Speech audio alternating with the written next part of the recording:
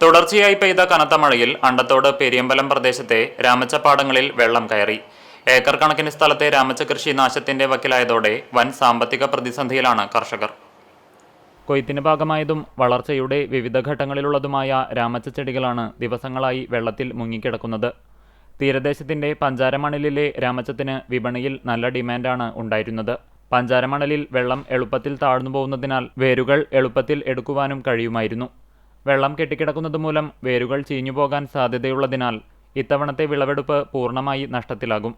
സമീപത്തെ തോടുകളിലും ചാലുകളിലും എക്കലും മാലിന്യവും അടിഞ്ഞുകൂടി വെള്ളം ഒഴുകിപ്പോകാത്തതാണ് വെള്ളം പാടങ്ങളിൽ കെട്ടിക്കിടക്കാൻ പ്രധാന കാരണം. വിത്ത്, വളം, പണിക്കൂലി ഇനത്തിൽ വൻതുക ചെലവഴിക്കുന്നതിനു വേണ്ടി പല കർഷകരും കെട്ടുതാലിയടക്കം പണയം വെച്ചും വായ്പ എടുത്തുമാണ് കൃഷി നടത്തുന്നത്. ഇത് അടയ്ക്കാൻ കഴിയാതെ വന്നാൽ കുടുംബങ്ങൾ പട്ടിണിയിലേക്ക് കൂപ്പുകുത്തും എന്ന കാര്യത്തിൽ തർക്കമില്ല. പാടശേഖരങ്ങളിലെ വെള്ളം ഉടൻ തുറന്നുവിടാൻ അടിയന്തര നടപടി സ്വീകരിക്കണമെന്നും കൃഷിനാശം സംഭവിക്കുന്ന കർഷകർക്ക് അർഹമായ ധനസഹായവും നഷ്ടപരിഹാരവും നൽകാൻ സർക്കാർ ഇടപെടണമെന്നുമാണ് രാമച്ച കർഷകരുടെ ആവശ്യം.